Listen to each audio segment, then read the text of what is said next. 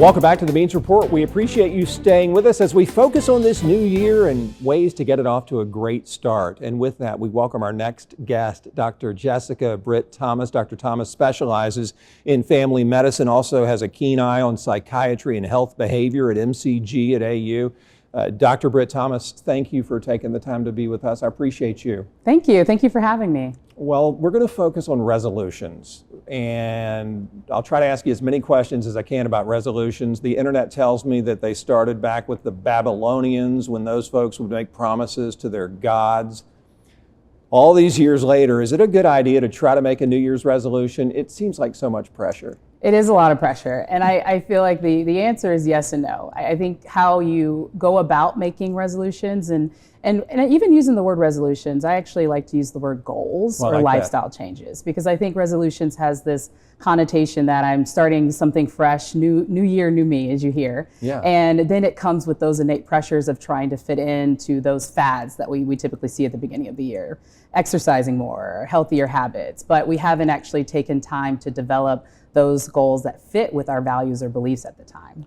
What are the SMART goals? I know Jacob mentioned them, but I also know that's a big part of your approach. Can you help us break that down once again? Absolutely. So in our field, psychology looks at goal setting as the habit forming, right? The more that we can do something over time, the longer or the likelihood we're able to complete those goals. But how do we do that? Right. SMART goals, being specific. That's probably the biggest issue that people don't do when they're creating goals, is they have too much of a vague goal. I want to exercise more, but when and how often?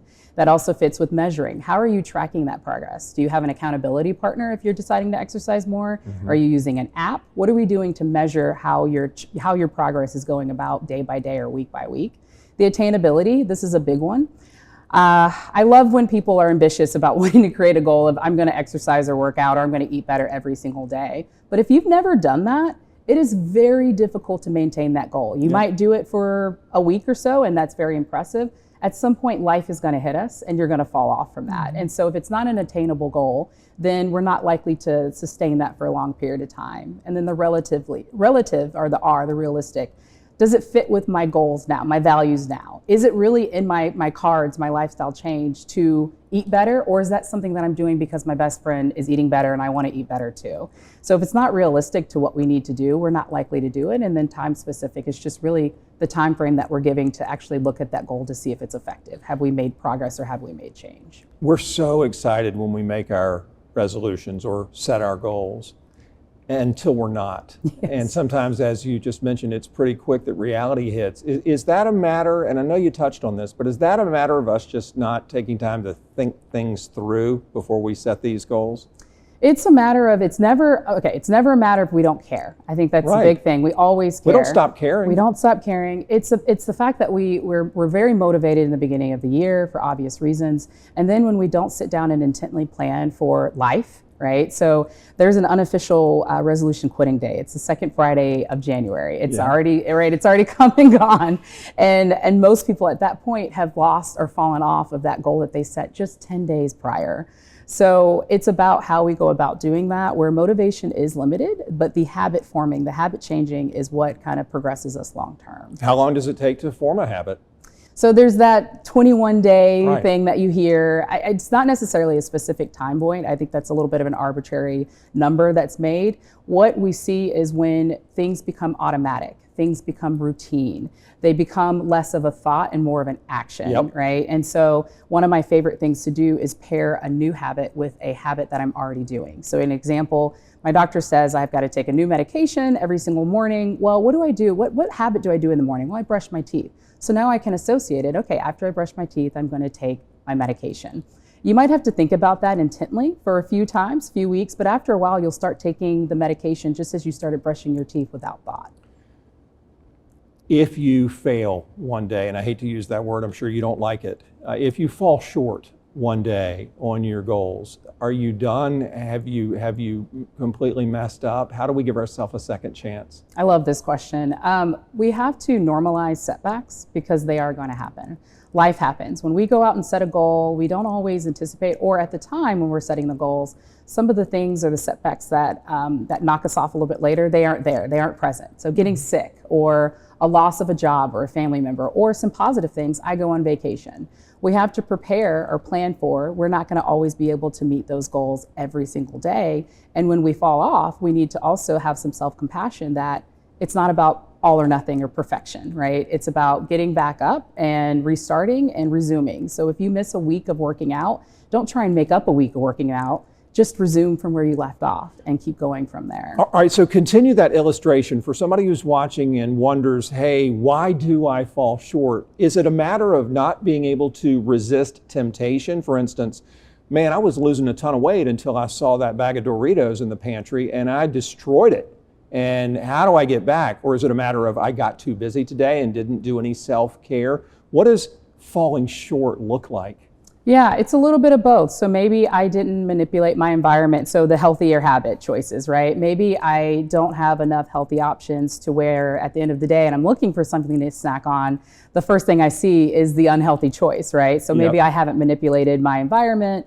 Or maybe I have chosen a goal that might be a little difficult, and that's where it's time to reevaluate. We always need to come back to that goal to see, is that goal fitting with our values at that time? So if I'm working out incessantly and then I don't, why is that? Is it more so the motivation, or is that goal no longer appropriate to actually the things that I want to do moving forward? Isn't taking that first step the hardest part, or driving to the gym is the hardest part? Because once you get in the right environment, you can kind of get in a little groove, right? That is true. I think when we talk about starting something or when we've fallen off per se, that first workout back, we dread that workout. I've been guilty of that too. Oh my gosh, I don't want to go because I know that first workout it's gonna highlight all of the progress that I lost. Yep. But it is so important to do that because you're kind of you're exposing yourself to those fears, which also help us kind of realize that we can do this. It's okay. It's okay to not be perfect all the time.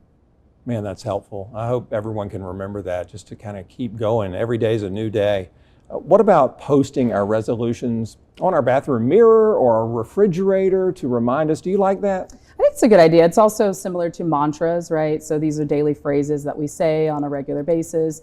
The more we kind of read something or subliminal messages of saying it or even saying it out loud, the more we start to believe it. So that can definitely help us. You can also use other tactics. I love having a support system. That's a really, really good thing in terms of sustained progress, having an accountability partner. A loved one that is working on the same goals as you, that's even better. You're more likely, our research shows you're more likely to complete a task when you have a proper or appropriate support system. So other factors are also really good too. That's also why I like to go to the gym. I'm not one that can work out at home because I need someone in my face telling me, right, we have to do this at this point. Is that a daily accountability that you're talking about, where your partner or family member checks on you that often, or is it just a few times a week maybe? Hey, you still on the right track? Either or. We tend to be more extrinsically motivated, meaning that our things in our life are kind of help us motivate us. So if that's a person or if that's an object, sometimes we can be intrinsically motivated, meaning we are self-motivated. We're likely to do that, but the external factors really help us over time. So that may be daily, it could be weekly. I think it's something that you can set up with whoever's deciding to be your accountability partner at that time. Both work, both methods work. Can therapy or medicine help us? Therapy is really great for goal setting. I think going back to those SMART goals, breaking those down, working with the therapist can really help you. I think the specificity of the goal is one that most people struggle with. Yep. And then the attainability. Often people get upset when I say start small. So you being able to work out once a week, you look at me and you go, oh, I can do that. Great, do that for 3 times or 3 weeks, and to train and reframe that brain that I can do that, because immediate gratification is something that we do seek. So when you see progress, you're more likely to do that and then add from there. So a therapist is very, very good in bringing back the realistic expectations and how we can go about things, and also the specificity of that goal. Do people hit you up for Ozempic still? Is that a thing? That's kind of the new thing. Yeah. Discussions around that, working with the PCPs in my clinic, definitely kind of deferred to them to make those choices. But the collaborative effort, and if they're doing any kind of weight loss medication, the behavioral lifestyle changes are always going to be recommended as something that you have to do in order to sustain for long periods of time in terms of weight loss. All right, probably my last question. What about the new year? Is that the only time to turn over a new leaf, or are we free to try to hit the reset button at any point in the year to do better for ourselves? Yes, and please do something not at the beginning of the year. Right. It's not always new year, new me. I actually like people who start doing goals at any point in time across the year. When things change, your lifestyle changes, your beliefs or your efforts or values start to change. With that is a good time to do an inventory, a self-inventory of where am I at now and where do I want to go? Mm-hmm. And that happens across the year because life happens across the year. It's not January 1, we go. It's something that's an ongoing, everyday process. Last question, 20 seconds maybe. How does it feel to watch a person go from despair, perhaps, low self-esteem, to somebody on the right track who feels good about themselves, and to know that you played a part? It's what keeps me going. It is the reason that I love working with people. I love helping people when they are meeting their goals and they finally feel like they're worth something. Yeah. It's such a beautiful process to see. God, it is beautiful. And I can't thank you enough for helping in that process and for being with us today. We appreciate you.